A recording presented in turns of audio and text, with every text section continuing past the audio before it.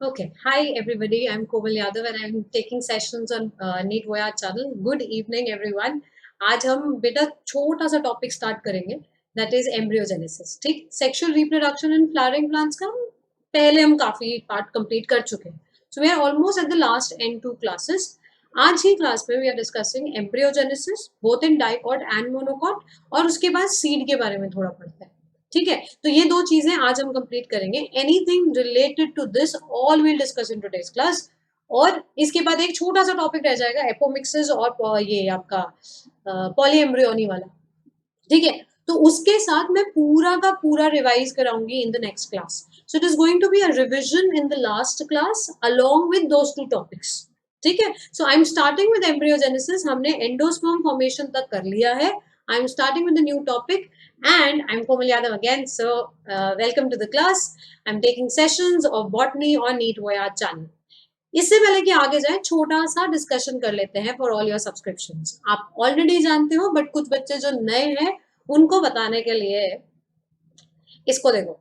Normal live class जैसे आपके classroom में सेशंस होते हैं वैसे होगा. आपका एजुकेटर के साथ ज्यादा बेटर इंटरेक्शन होगा.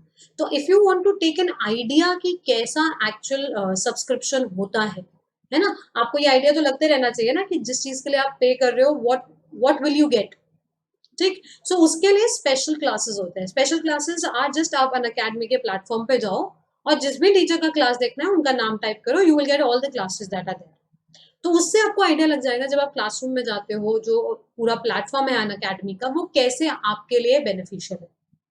ठीक, यू विल रियलाइज वो थोड़ा ऐसे क्लासरूम फील देता है. सो it is a better education interaction with educator और आपके टीचर. और वहां पे साथ साथ लाइव पोल्स हो रहे हैं, लीडर बोर्ड आ रहे हैं, there is analysis. So all this is going to help you a lot in the final preparation, है ना, ताकि एक कंपटीशन बना रहे, एक सिचुएशन ऐसी रहे कि आप बार बार उसको चेक कर सकते हो. फिर आता है doubt clearing. Doubt clearing is a very very important thing क्योंकि आपके पास ये जितने भी टेस्ट सीरीज और ये सारी चीजें हुई, अगर इसमें स्कोर कम आ रहा है तो कहीं शायद कोई चीज समझ नहीं आई, है ना. So properly after almost every third class जो आपकी फोर्थ क्लास होती है ना वो एक डाउट क्लियरिंग सेशन होता है. तो आपके पास पहले से प्रिपेयर्ड है कि ये डाउट है और आपको कोई नहीं जान रहा है तो आपको टेंशन ही नहीं, जस्ट जाओ और डाउट पूछो टीचर से. ठीक, the best part of the whole thing. So your all your favorite and best educators are available on Unacademy subscriptions. करना क्या है, download Unacademy app and you will be getting एक option plus का, तो इसको click किया. ठीक है, फिर इसके बाद आप अपना कोर्स चूज करो दैट इज नीट यूजी और उसके बाद गेट सब्सक्रिप्शन. तो यहाँ तक तो बड़ा स्मूथ है. इसके बाद आता है to choose what you have to do. तो आप कितने मंथ्स के लिए लेना चाहते हो, this is for majorly revision. ठीक है, जो मंथ्स में है कोर्सेज. फिर जो 12 महीने का कोर्स है वो 12th क्लास के लिए या जो बच्चा एक साल में रिवाइज करना चाह रहा है मेजरली 12th को. और 24 मंथ्स वाला 11th का रिविजन कराएगा. ठीक, अब मेरे पास आता है बेटा how to get a particular discount. जो आपका प्राइस है वो already it is very very less, लेकिन अगर इफ यू वांट तो 10% और डिस्काउंट मिल जाएगा if you use this code that is Komal life. ठीक है, to get 10% off on your final subscription आप कोमल लाइव कोड अप्लाई कर सकते हो. ठीक है, this is all I want to convey. And इसके लास्ट में नीट वोयाज चैनल का टेलीग्राम लिंक आपके साथ बायो में भी शेयर है और आप बायो में देखोगे तो इतना सारा सब कुछ लिखा हुआ है. Everything so that you have it at your finger tip. आपको कहीं प्ले स्टोर पे जाके नहीं ढूंढना कि ऐप क्या है नहीं है. लिंक दिया है बायो में, क्लिक करो जाओ. उसमें एक फॉर्म भी है to get in contact with the educator. तो आप जिस भी एजुकेटर से बात करना चाहते हो या आपके कुछ डाउट्स हैं जो आप क्लियर करना चाहते हो तो उसके लिए भी एक फॉर्म दिया है. उस पर भी आप क्लिक करके अपने डिटेल्स भर के आगे फॉरवर्ड कर सकते हो. ठीक है, तो these are all just to make सारी की सारी चीजें क्या है, आपको बेटर इंटरेक्शन मिले, आपको बेटर एक्सपीरियंस मिले, आपके डाउट्स क्लियर हो जाए और आपकी कोई क्लास मिस ना हो. Right, so this is going to help you a lot. Starting with the topic of embryogenesis. Embryogenesis का मतलब क्या, एम्ब्रियो का बनना. Genesis is formation. So formation of embryo is what we are going to study today. Start करते हैं dicot के embryogenesis से. ठीक है, आपके पास एग है जो फर्टिलाइज हो चुका है. So fertilization of egg has taken place. This is also known as zygote. Simple सी बात. प्लॉइडी हो गई 2n, और इसके बाद कहीं मियोसिस नहीं होने वाला। सारा डिवीजन जो मैं बोलूंगी वो सारा माइटोसिस है। कहीं पर भी बोला सेल यहाँ डिवाइड कर रहा है, वहां डिवाइड कर रहा है, कैसे डिवाइड कर रहा है? Equational division, mitosis. ठीक, अब ये जाइगोट डिवाइड होता है दो में, लेकिन अनइक्वल डिवीजन है। आप देखो, 2 सेल स्टेज में एपिकल सेल तो बन रहा है छोटू सा, और बेसल सेल बन रहा है बड़ा। ठीक है, जो बड़ा वाला सेल बन रहा है ये है टुवर्ड्स माइक्रोपाइलर एंड, और ये है टुवर्ड्स चलाजल एंड। समझ में आई? देखो, हमारा जो ओव्यूल होता है, सबसे कॉमन टाइप ऑफ ओव्यूल कौन सा है? Anatropous ovule. तो वो कुछ ऐसे है, 2 इंटेग्यूमेंट्स, है ना। एम्ब्रियो सैक यहाँ होता है, एग यहाँ था तो जाइगोट भी यहीं बना होगा। ये हुआ माइक्रोपाइलर एंड, ये हुआ चलाजल एंड। याद आया? ये डिवीजन यहाँ से स्टार्ट होती है, अंदर की तरफ बनता है एम्ब्रियो। किधर की तरफ? चलाजल एंड की तरफ।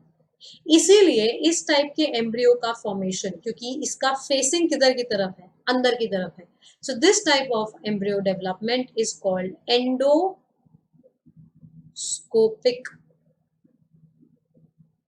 पहली बात। दूसरी बात, पूरा का पूरा जाइगोट एम्ब्रियो बनाने में इन्वॉल्व नहीं होता। ये जो सिर्फ आपको एपिकल सेल दिख रहा है ना, ये एम्ब्रियो बनाता है। नीचे वाला जो बेसल सेल है वो एक स्टॉक बनाने में हेल्प करता है, जिसको हम बोलते हैं सस्पेंसर। क्योंकि पूरा का पूरा जाइगोट इन्वॉल्व नहीं है in formation of embryo, this is also known as meroblastic embryo development. ठीक है, मतलब क्या है मीरोब्लास्टिक एम्ब्रियो डेवलपमेंट का? The whole zygote will not form the complete embryo. ठीक है, आधा पार्ट उसके एक सेल में। अब देखो क्या हुआ था, पहले सेल में जो जाइगोट था उसमें एक ट्रांसवर्स डिवीजन हुई थी ऐसे। सो एक transverse division, first division in zygote is a transverse division which is unequal. तो एक छोटा एपिकल सेल बना और एक बड़ा बेसल सेल बना। यहां तक कोई प्रॉब्लम नहीं है? आगे चलते हैं।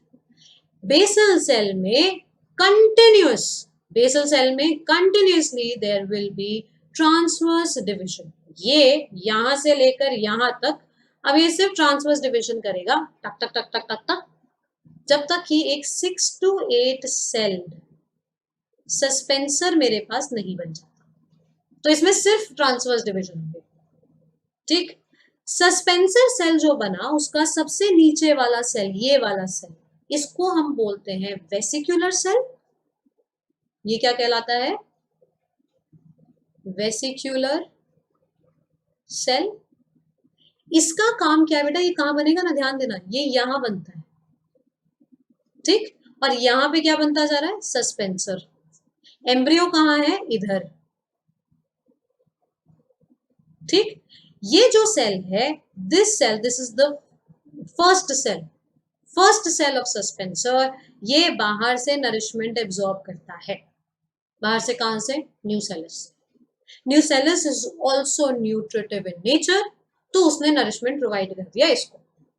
सस्पेंसर बना क्यों रही हूं? स्टॉक बनाने की जरूरत क्या है? अगर आपको याद हो तो ये वाला जो रीजन है, दिस रीजन, ये ऊपर वाला part, this region was doing what? This region had endosperm in it. यहां पर चलाजल एंड में, इधर, यहां सारे में अगर एंडोस्पर्म पड़ा हुआ है बेटा, तो मेरे को एम्ब्रियो को धक्का मारना है एंडोस्पर्म में डिप करने के लिए, ताकि वहां से नरिशमेंट सेल्स को मिलता रहे। ठीक है, तो सस्पेंसर बनाने का पॉइंट ये कि बाहर से भी मैं नरिशमेंट ला रहा हूँ न्यूसेलस से, और तुम्हें धक्का भी मार देता हूँ, एंडोस्पर्म भी पूरा खा दो और उसको स्टोर कर लो कॉटिलिडन। ठीक, ये तो नीचे से धक्का मार रहा है, लेकिन ऊपर क्या हो रहा है? एपिकल सेल को आगे ले चलता है। ठीक है, अब मैं इस वाली स्टेज पे जा रही हूँ ना, ये ऑक्टेंट आ गया। ऑक्टेंट मतलब होता है 8। इससे पहले इसको बाहर निकाल लेते हैं, यहाँ कुछ डिविजन्स होंगी जो आपको समझनी है। एपिकल सेल, एक एपिकल सेल था। ठीक, this apical cell divides into 2। ठीक, कैसे डिवाइड हुआ? एप्पल देखा ना आपने, एप्पल को लो और एक वर्टिकल कट करो, तो यहां पे कौन सा डिवीजन हुआ है? वर्टिकल। ठीक, फिर से एक और वर्टिकल कट, मैं अब टॉप व्यू देख रही हूं, ये भी वर्टिकल है,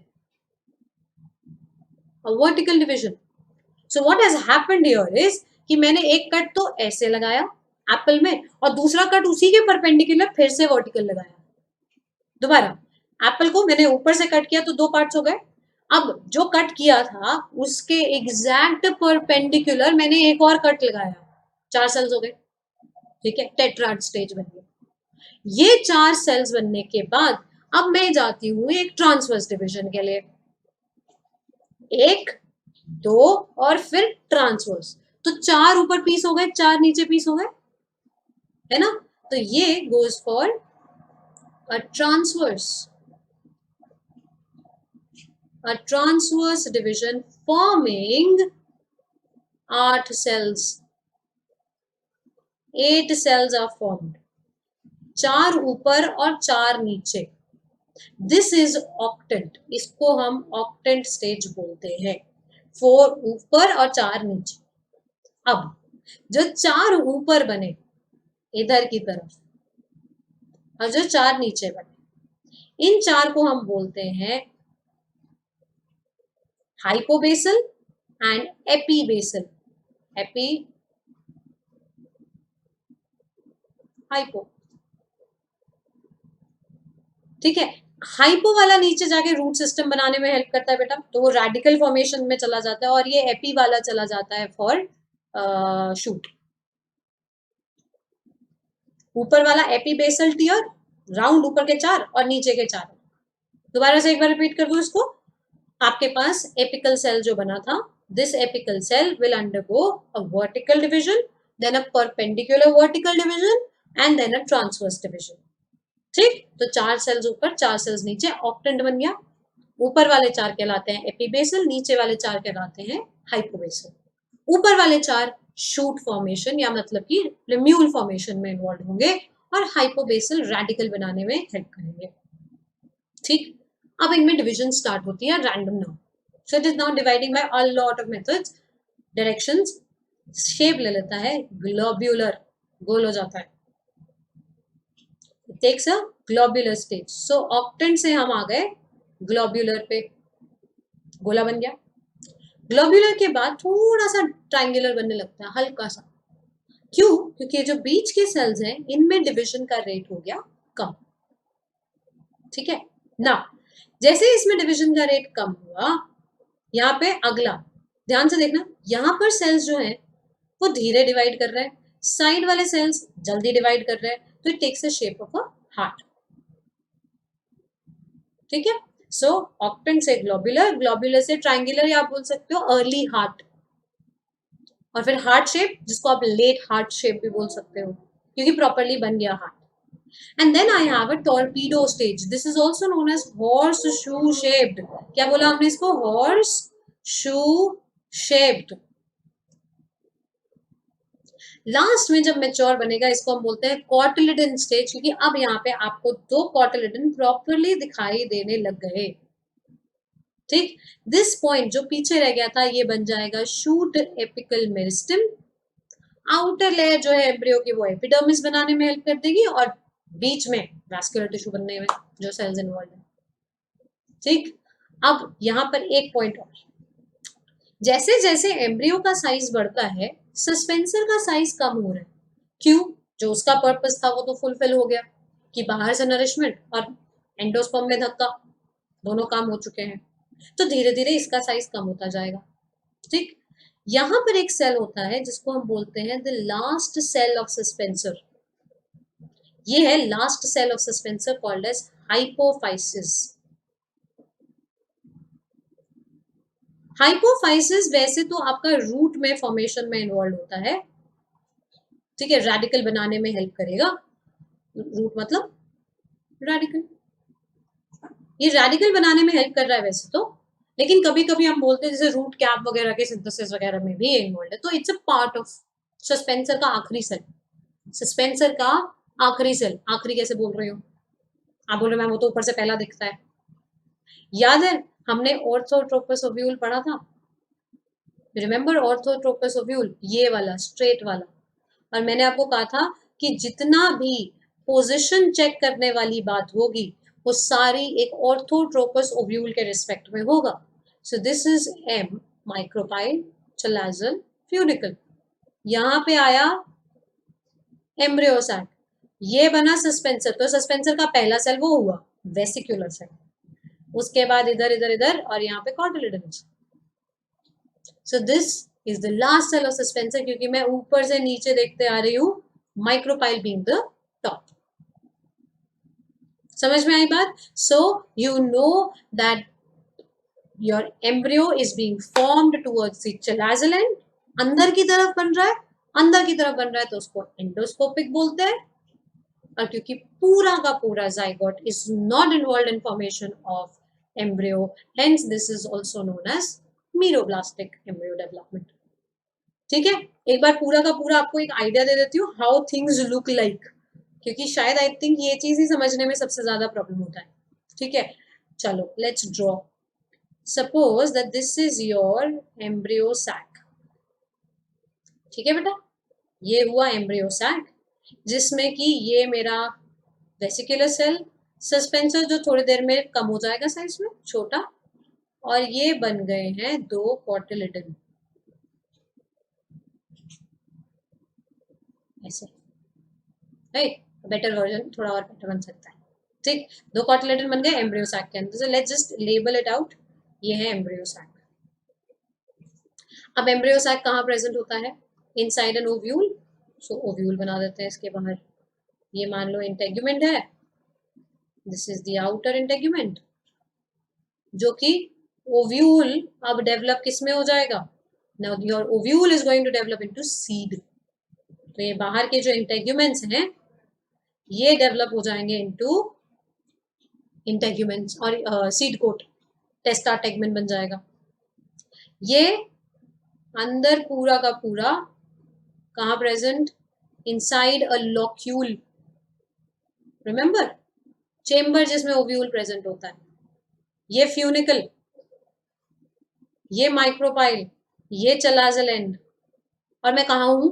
चेम्बर में, लॉक्यूल कहलाता है। और ये सारी कहानी कहाँ है? ओवरी में। So this outer style stigma ovary, ये ठीक है, this is your style and stigma and ovary. लो जी, ovary will develop into fruit, seed is formed from ovule, तो white वाला part is seed, this is the, हो जाए यार complete, done, ovary। ठीक है, this is this ovule, ovary बन जाएगी fruit and ovule बन जाएगा seed, just as simple as that। ठीक है, और अगर लॉक्यूल अभी भी नहीं दिखाई दे रहा तो अब दिख जाएगा, रुको। ये वाला पार्ट, अरे यार एक तो इस पे कलर नहीं चलता, व्हाइट चला के देखें, let's see white works, doesn't work, wait, this part is locule, ये देखा, this is locule, simple, very very simple. कहाँ क्या प्रेजेंट है समझ में आ रहा है? ये कहानी किसकी? Dicot embryogenesis. अब मोनोकोट एम्ब्रियोजेनेसिस भी ऑलमोस्ट सिमिलर है, थोड़ा सा डिफरेंस। ठीक, क्या डिफरेंस? ऊस्पोर कुछ नहीं है बेटा, oospore is nothing but zygote, तो ये भी एक जाइगोट है। ठीक, fertilized egg divides by transverse division. Continuous दो ट्रांसवर्स डिवीजन हो जाते हैं। एक बार ट्रांसवर्स डिवीजन हुआ, सस्पेंसर सेल बन जाता है ऊपर वाला, और ये नीचे की तरफ एपिकल सेल बनता है। वही एपिकल सेल ये वाला अब मिडल सेल बना रहा है और टर्मिनल सेल बना रहा है। सस्पेंसर मोनोकॉट में वेल डेवलप्ड नहीं है, so suspensor is not well developed. ठीक है, क्यों नहीं वेल डेवलप्ड? क्योंकि इसने बोला कि यार एंडोस्पर्म जो है वो भी ऑलमोस्ट इक्वली न्यूट्रिटिव है, तो क्यों ना एंडोस्पर्म को ही ले चले, बिना मतलब क्यों इसको धक्का मारूं, क्यों इतना नरिशमेंट प्रोवाइड करूं, जब बाकी सब कुछ जो चीजें हैं वो भी तो न्यूट्रिटिव ही है, तो वो चलने दो ना। So suspensor is not very well developed in monocots. इसी वजह से हम ये भी कह सकते हैं क्योंकि सस्पेंसर इतना लॉन्ग हुआ नहीं, एम्ब्रियो को खाने को पूरा एंडोस्पर्म मिला नहीं, तो ज्यादातर मोनोकॉट सीड में एंडोस्पर्म बच जाता है, सिंपल। लेकिन अगर मिल जाए खाने को तो खा भी जाएगा, या फिर ये कह सकते हैं कि एंडोस्पर्म बचाना था इसलिए सस्पेंसर ज्यादा बड़ा नहीं बनाया, कोई प्रॉब्लम नहीं है। हम ये जानते हैं कि स्टार्टिंग में till it reaches globular stage, जब तक वो ऐसे गोला नहीं बन जाता, ऑलमोस्ट सिमिलर डेवलपमेंट है, ठीक है। कहानी जो शुरू हुई है वहां से वर्टिकल वर्टिकल ये सारा काटा पीटा सब same till the globular stage, तो I am till globular stage. यहां पे भी देखो ग्लोब्यूलर स्टेज बन गया, सस्पेंसर देख रहे हो कितना छोटा सा है। इस ग्लोब्यूलर स्टेज के बाद कहानी अलग है, ठीक है। इस ग्लोब्यूलर स्टेज के बाद वो आपका डीप हार्ट शेप टॉर्पीडो वो नहीं बने। इनफैक्ट क्वेश्चंस जो पूछे जाते हैं फ्रॉम डाइकॉट एम्ब्रियोजेनेसिस आर कि स्टेज का ऑर्डर क्या है। So we go from octant globular to heart shape to deep heart shape to torpedo and to cotyledon. वो चीज यहाँ नहीं हो रही है, यहाँ पे क्या है, सिर्फ ग्लोब्यूलर स्टेज तक कहानी से। अब लास्ट में डेवलपमेंट के बाद it is going to take a shape like this. दो कॉटिलिडन तो बनाने नहीं है, एक ही कॉटिलिडन बनाना है, ठीक है। होता क्या है, दो कॉटिलिडन जब होते हैं ना तो साइड साइड में होते हैं और बीच में एम्ब्रियो होता है। अब मान लो ये तो रिड्यूस हो गया, तो ये थोड़ा ऐसे हो गया, ठीक है, एक एंगल पे आ गया, इसको शील्ड कर रहा है, कवर कर रहा है। एम्ब्रियो साइड को शिफ्ट हो गया, it was either these two were the cotyledons. इसको मैंने बहुत रिड्यूस कर दिया, बनाया ही नहीं, तो इसको थोड़ा आर्क में बनाया ताकि एम्ब्रियो को थोड़ा कवर मिल जाए। This shield-shaped cotyledon is called scutellum. कौन सा cotyledon? Shield-shaped single cotyledon, एक ही है यहाँ, right? Is called scutellum. Ploidy, diploid, subdiploid. Embryo जो बना उसमें दो एंड्स बने, कौन से?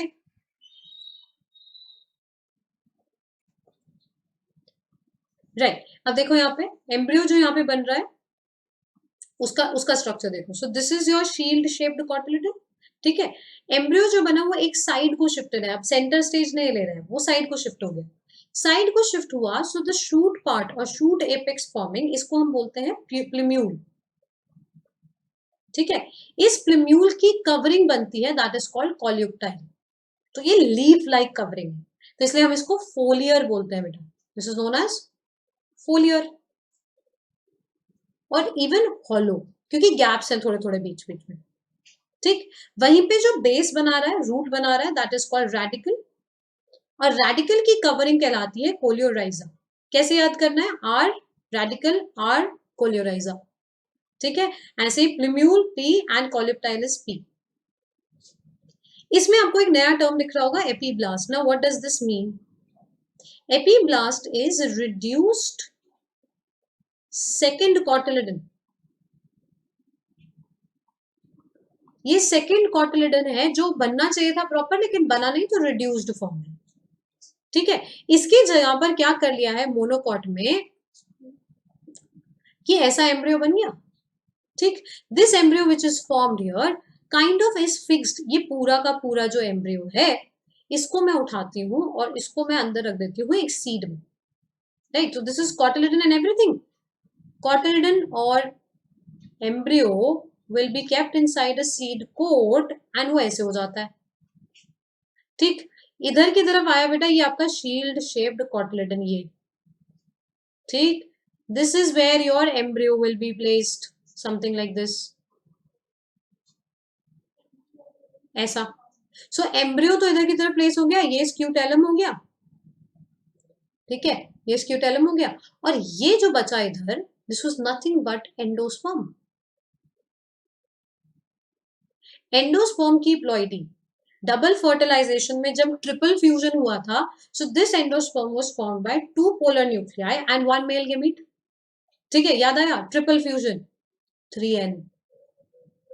एंडोस्पर्म और आपका स्क्यूटेलम को सेपरेट करने के लिए एक प्रोटीनेशियस लेयर बाहर बनता है, this the outer layer of endosperm.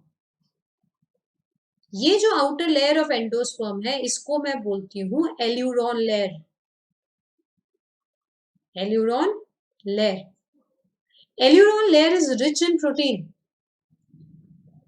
This rich in protein, ठीक है, क्योंकि ये एंडोस्पर्म की बाहर वाली लेयर थी, that is why this is also 3n। तो अगर आपसे प्लॉइडी बाकी किसी भी स्ट्रक्चर की पूछी जाए तो डिप्लॉइड है, but endosperm and aleurone layer in monocot seed are triploid. अब जिन सीड्स के अंदर एंडोस्पर्म है that is known as endospermous seeds. तो most of the cotyledon monocot seeds are endospermous seeds, ठीक है। लेकिन जिन सीड्स के अंदर कॉटल ये आपका एंडोस्पर्म नहीं बचता, जैसे कि डाइकॉट्स में ज्यादातर, तो that is known as non endospermous seed, simple as that, ठीक। अब एम्ब्रियो बन गया कहाँ? ओव्यूल में। ओव्यूल किस में डेवलप हो गया? सीड में, ठीक है।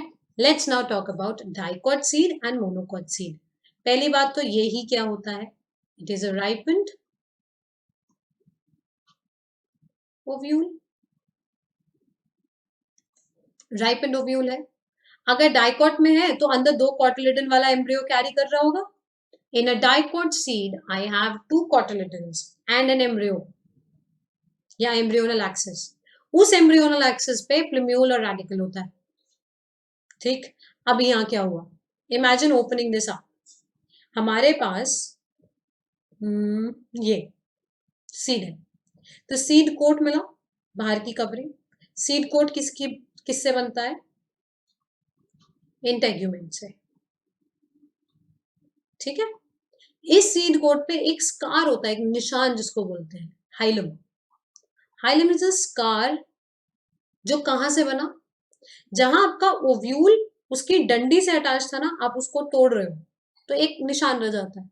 So it's a scar left at the point of attachment, जहां फ्यूनिकल ओव्यूल से अटैच होता है, ठीक।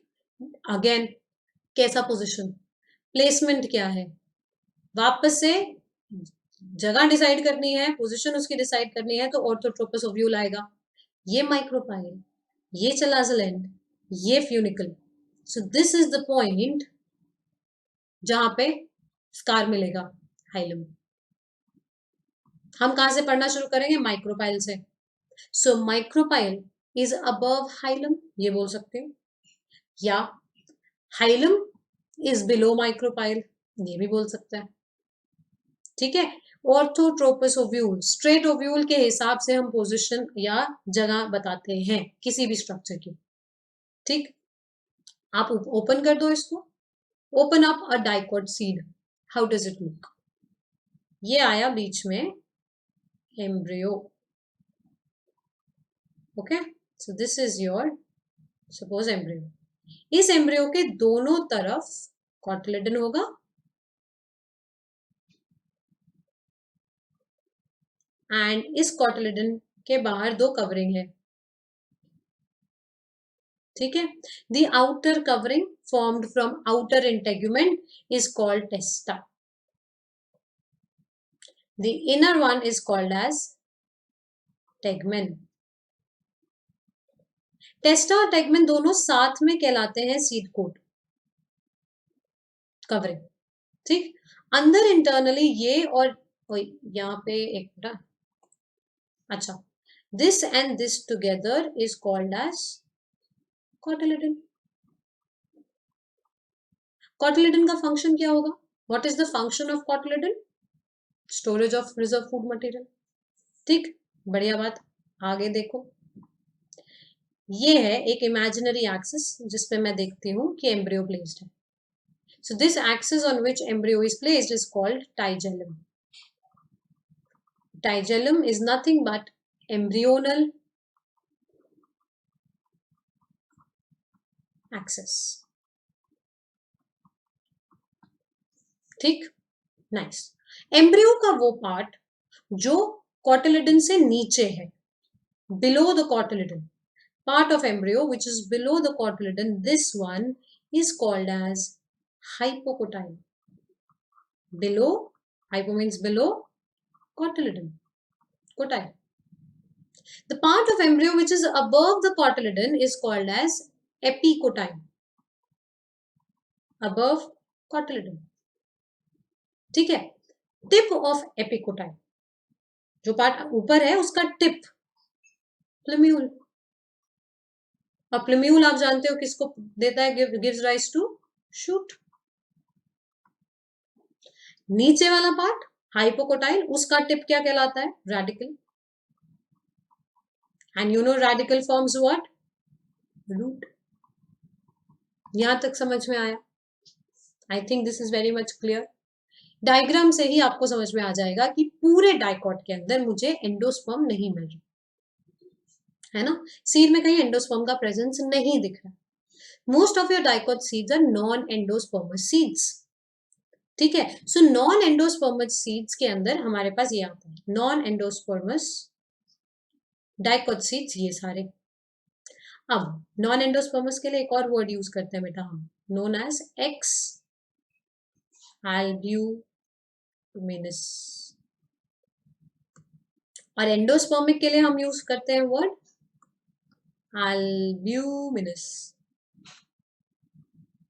सो ऐसे भी कुछ डाइकॉट सीड्स हैं जिसमें एंडोस्पर्म बच जाता है, जैसे for example castor, cotton, papaya, these are some जिसमें एंडोस्पर्म का प्रेजेंस डाइकॉट सीड होने के बावजूद भी है. ठीक, सीड अगेन मोनोकॉट सीड की बात करते हैं, अभी जस्ट पीछे बताया था मैंने, है ना. अब यहाँ पे ये पॉइंट इंपॉर्टेंट है, the seed coat and the fruit wall are fused together. Monocot में जो फ्रूट के वॉल्स हैं वो अलग अलग नहीं है बेटा, they are all fuse together, और फिर वो सीड कोट से चिपक जाता है. तो सीड ही फ्रूट है, फ्रूट ही सीड है. ठीक है, so seed coat and fruit wall are fuse together, so it kind of forms a grain. उस ग्रेन के अंदर दो part, endosperm with ploidy 3n, aleurone layer the outer proteinaceous layer, इसका भी प्लॉइडी 3n. यहां पे ये सारी चीजें डिप्लॉइड. ठीक है, एग्जाम्पल एंडोस्पर्म है, सो ज्यादातर एंडोस्पर्मस सीड्स होते हैं, एल्ब्यूमिनस सीड्स होते हैं. और कोकोनट में तो आप खाते ही, वो जो लिक्विड आप पीते हो, हम डिस्कस कर चुके हैं इस बारे में, है ना, जो लिक्विड आप पीते हो, जो फ्लैशी पार्ट आप खाते हो, वो सारा एंडोस्पर्म है. लेकिन मोनोकॉट के ऐसे प्लांट्स जिसमें कि एंडोस्पर्म का प्रेजेंस नहीं है, या तो एंडोस्पर्म कम बनता है और जो बना वो यूज हो गया. So that is this. इसमें एक नाम और ऐड करो, of orchids. Now orchids have dust seeds. ये ना तो एंडोस्पर्म कैरी करता है, ना ही कॉटिलिडन में ज्यादा रिसोर्सेज होते हैं, बहुत हल्के लाइट वेट सीड्स होते हैं इनके, kind of get disperse by air. सोच रहे हो, ये सारा का सारा एंडोस्पर्म का प्रेजेंस हो, चाहे आपका कभी कभी न्यूसेलस भी बच जाता है, जैसे कैस्टर होता है. हाँ, कैस्टर वगैरह जो है, इसमें क्या हो जाता है, ये मेरे पास मान लो यहाँ पे न्यूसेलस बच गया, एम्ब्रियो सैक था ये, इसके आसपास न्यूसेलस बच गया. वैसे तो उसको कंज्यूम हो जाना चाहिए था, सारा का सारा सस्पेंसर उठा लेता, लेकिन अगर बाय चांस नहीं उठा पाए तो I will have remains of nucellus. That is called persistent nucellus, जिसको हम बोलते हैं perispermic seed. This is not a different thing. ठीक है, पेरिस्पर्मिक सीड, जिसमें कौन रह गया अभी भी, and that is persistent nucellus. ठीक है, किस में मिलता है, this is, we find it in beet, we find it in piper nigrum, काली मिर्च. ठीक है, पाइपर में मिल जाएगा. इसके अलावा ये कैस्टर में मिल जाता है, तो कैस्टर में एंडोस्पर्म भी है और पेरिस्पर्म भी बच गया. ठीक है, कॉफी है, तो इन सब में we get perispermic seed. Clear यहां तक? सीड का एडवांटेज हमारे लिए तो है फॉर स्टोरेज एंड एग्रीकल्चर और ऐसे सब चीजों के लिए. प्लांट के लिए मेन क्या है, प्रोजेनी नेक्स्ट. है ना, नेक्स्ट प्रोजेनी जो उसके पास आ रही है उसके पास इनफ फूड मटेरियल होना चाहिए और एक प्रॉपर कवरिंग हो ताकि ये डिस्पोजल में खराब ना हो जाए. So a good seed coat, a proper resource, इसके साथ आपका एम्ब्रियो रिलीज किया जाता है. राइट. रिसोर्सेस ऑब्वियसली है तो लिमिटिंग ही है. अगर फेवरेबल कंडीशन मिल गए तो जर्मिनेट कर जाएगा, नहीं मिले तो डोरमेंट रह जाएगा और फिर धीरे धीरे खत्म हो जाएगा, वाइबिलिटी खत्म. So seeds have been seed to remain dormant for a long time. इनका मेटाबॉलिक रेट कम होता है क्योंकि इसमें पानी कम है ना. फिर थिक वॉल है तो एनवायरमेंटल कंडीशंस का ज्यादा इफेक्ट नहीं आ रहा इस पे. तो ये सारी चीजें, इन सब का ध्यान रखने के बाद ही आगे जाना है. Two of the very important examples जो हमें मिले हैं पास्ट में, दे आर दिस. पहला ल्यूपिनस, ल्यूपिनस आर्क्टिकस. ल्यूपिनस आर्क्टिकस हमेशा ऑलमोस्ट 10,000 ईयर्स तक डोरमेंट रहता है, रह गया था. ठीक है, 10,000 ईयर्स तक डोरमेंसी रही इसकी. उसके बाद भी ये वाइबल निकला. ठीक है, अब ऐसा कुछ कंडीशन हो गया होगा कि सीड्स ऑफ ल्यूपिनस आर्क्टिकस, ये हमें मिला था आर्कटिक रीजन में. ठीक है, स्टडी करते टाइम. तो आर्कटिक रीजन में कितना कोल्ड कंडीशन है ना, आप एक तरीके से समझो ये क्रायो प्रिजर्व हो गया वहां ठंड में, मेटाबॉलिक रेट एक्सट्रीमली फ्रोजन. ठीक, मरा भी नहीं और रिसोर्सेज धीरे धीरे यूज किए तो हमने फिर उसके बाद ग्रो कराया तो ये ग्रो कर गया. ल्यूपिनस आर्क्टिकस की ऑलमोस्ट हमारे पास आगे कितने साल की डोरमेंसी, 10,000 साल की डोरमेंसी. ठीक है, सो it is kind of again वही मेटाबॉलिक रेट कम करके सर्वाइव कर गया इतने. ऐसे ही हमें एक और एग्जांपल मिला इन ये फिनिक्स डिक्टालीफेरा. फिनिक्स डिक्टालीफेरा. अब फिनिक्स डिक्टालीफेरा की ऑलमोस्ट 2,000 ईयर्स की डोरमेंसी है.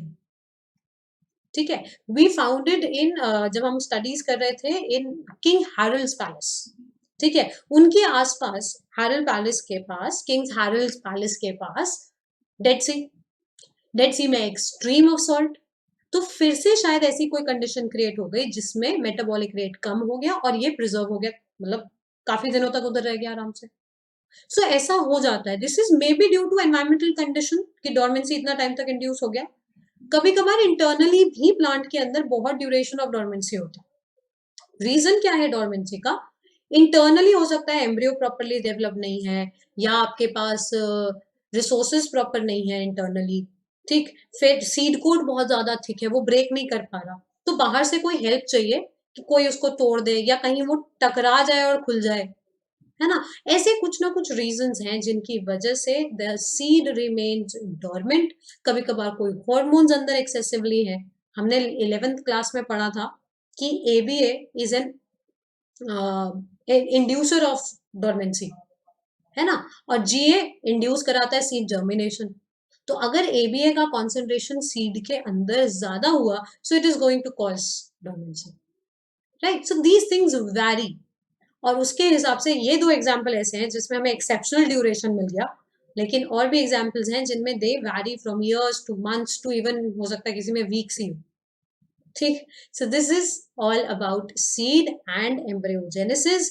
इसके बाद वी विल स्टार्ट फ्रॉम, एक लास्ट छोटा टॉपिक रह गया है, एपोमिक्सिस और पॉलीएम्ब्रियोनी, और पूरे चैप्टर का ओवरव्यू, क्योंकि इस चैप्टर में थोड़ा टाइम लगा because it's a big chapter. Important भी है, 4 क्वेश्चन तो आते ही आते हैं. ठीक है, this brings us to the end of the class. आप जानते हो लर्निंग ऐप अनअकैडमी का डाउनलोड करो और इसके साथ साथ प्लस पे क्लिक किया, प्लस से यूजी नीड से गेट सब्सक्रिप्शन. उससे आपके पास ऑप्शंस ही options. The first 3 are majorly for revision. ये 12 मंथ वाला 12th के लिए है ज्यादातर. 24 मंथ्स का ड्यूरेशन वाला कोर्स इज फॉर 11th. इसके लिए इफ यू वांट पूरे पे डिस्काउंट तो around 10% of you will gate by applying this code Komal live. ठीक है, तो ये सारा कुछ यू ऑलरेडी नो, बट मैं फिर से बता देती हूँ, हमने सेशन के स्टार्टिंग में भी डिस्कस किया था. Let's crack it and thank you so much. Like share and subscribe. अच्छे से इसको पढ़ लेना and I will get the notes updated after the class. This is your code, referral code for the whole subscription वाला thing. ठीक है, bye bye, take care and good evening. Bye.